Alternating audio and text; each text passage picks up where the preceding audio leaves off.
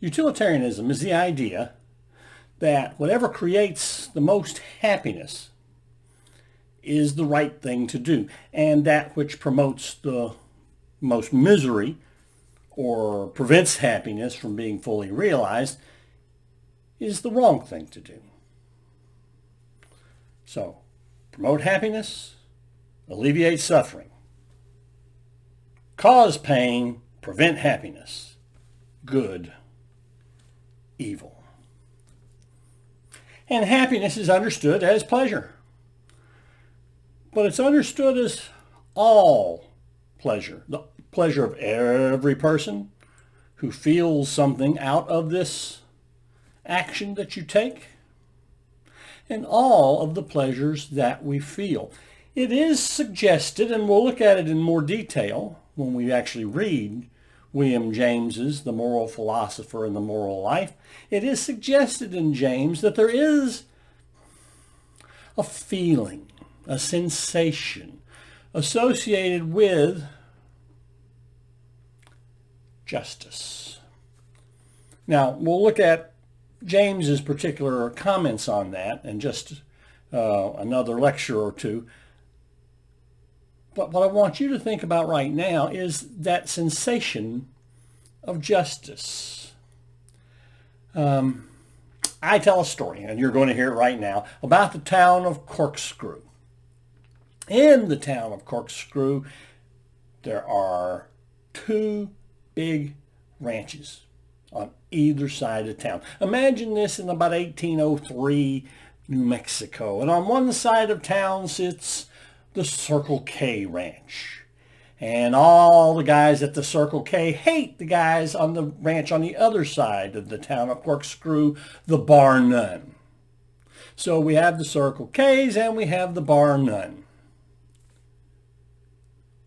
They come in every Saturday night to Corkscrew and have a good time. Now, Sheriff Andy has rules, and he enforces those rules, and they generally obey these rules because, after all, they're not really a bad bunch. They're just a rowdy bunch, a bunch that sometimes has a little too much fun, gets a little too excited about little things that don't really mean anything in the long run, but can lead to friction between two groups of hardworking people.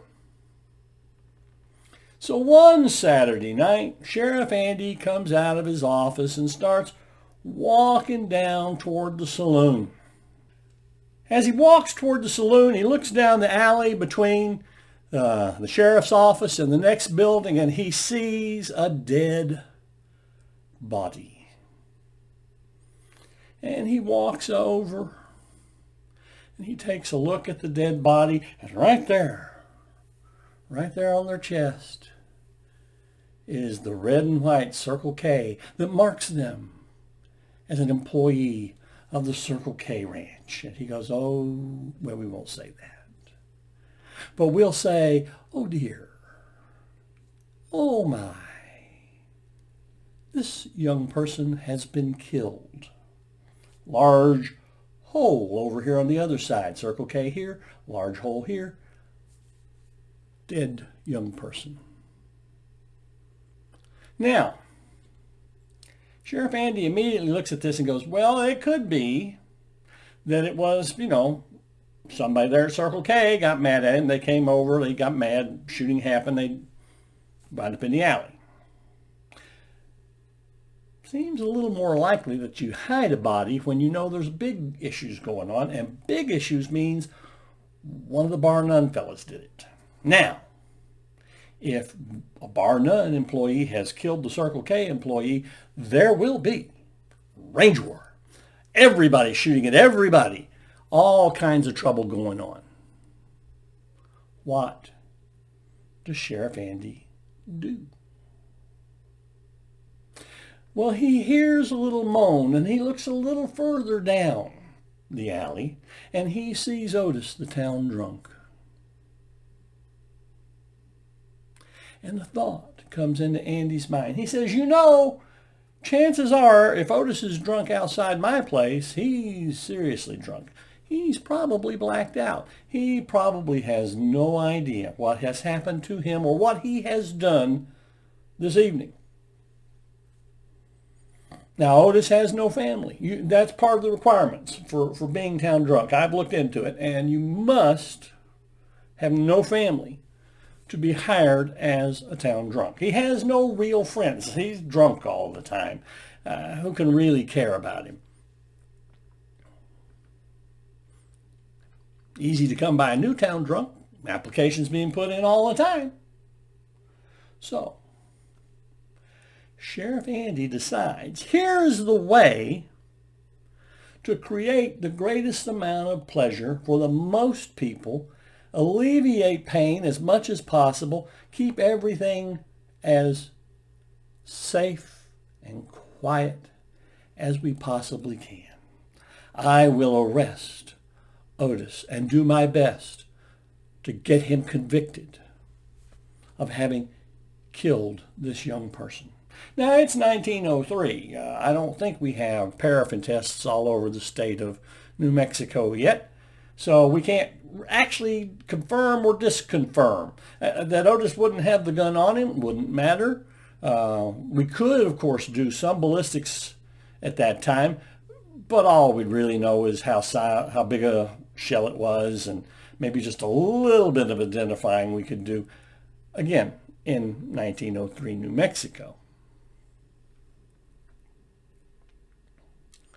So that's the plan.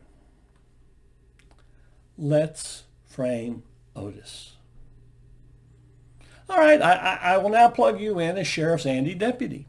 What do you think of this plan? What are its flaws? Remember, all we care about is the feelings of happiness and unhappiness. Now, the obvious flaw from a happiness and unhappiness standpoint is if the real murderer is discovered, probably going to have to confess. If the real murderer is discovered after we've executed Otis, there's going to be a lot of unhappiness as a reaction against having killed Otis. So maybe we shouldn't go for the death penalty. I don't even know if that was an option, to be honest, in 1803 New Mexico, but it's something to think about. A reason for not going for the death penalty here is the pleasure that will be lost when we free an innocent man. But I think there's something more. I think there's a little, at least I think Mill would agree with me here, that there's something a little more humane going on here. That there is in the human being this feeling, even physical sensation about injustice.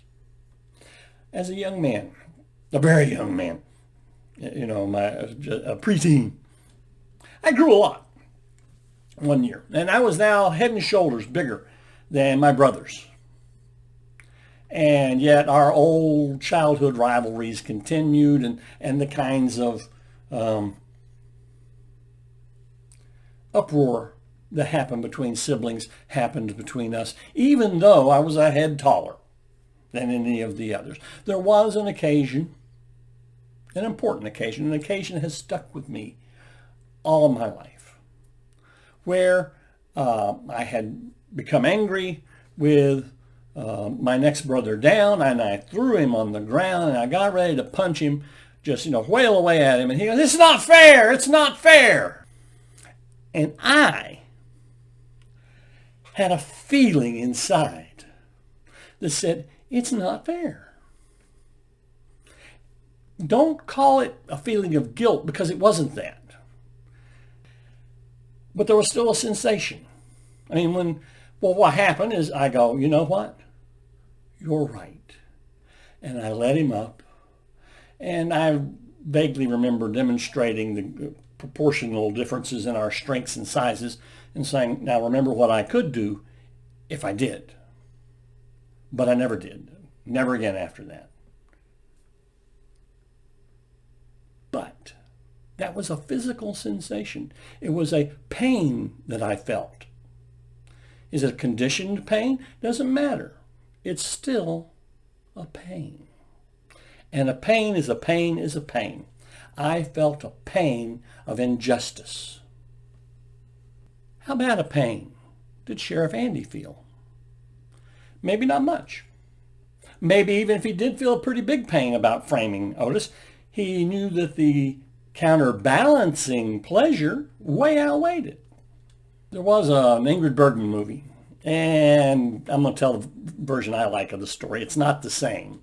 That's probably closer to what the writer had in mind, because they had to correct the morality of the situation. The way I tell the story, there's a young woman and she's married, and they're in the underground during World War II, and she goes and gets a job working in the Nazis' offices, clerical offices and things, so she can get inside information about stuff and pass it on to the resistance. The fellow running the operation, he takes a liking to her, and he starts flirting with her. And initially she's very standoffish. Oh, but think of all you can get. Think of all you can do, she's told at the resistance meetings. So she flirts back. A relationship of the office sort happens. And then he invites her home. He says, I'm taking some work home over the weekend. I could really use a secretary to help me. Now, in the 40s movie in Hollywood, nothing happens there. But you and I know what happened there. And she gets all the information she needs. She gets everything she needs and takes it back to the resistance, and they are able to overthrow the government, the Nazi occupation forces. Now, in the movie version, they're not married yet. And while her young man doesn't really like what's happened, he understands it was for the greater good. And so he lets go of his shame and his horror. But I prefer to think of it as that they are married, and he can't let go of the shame and the horror. But no matter how intense their pain was, the two of them,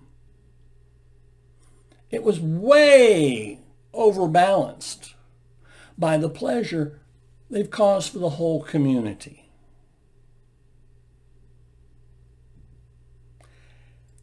But I think if enough people had known what went on, there might have been enough pain of injustice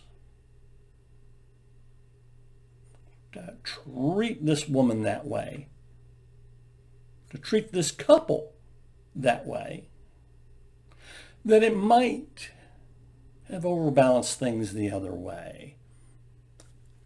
We'd have to do the math. We'd have to look into it. But it would take a pretty big bunch, because the pleasures were not only great, but made more pleasures and more pleasures. And the worst that was likely to happen for this couple is that they lost each other. It's not likely that they'd suddenly launch on a killing spree and wipe out as many people as the Nazis would have, let alone make people's lives as miserable as the Nazis are in this movie. See, these are the way we have to add things out. And we can't discount that pain of injustice or that pleasure of justice. But at least for the early utilitarian movement, these don't outweigh the pleasures resulting from the pain of injustice. And certainly would not outweigh, after all, we're treating this Nazi very badly.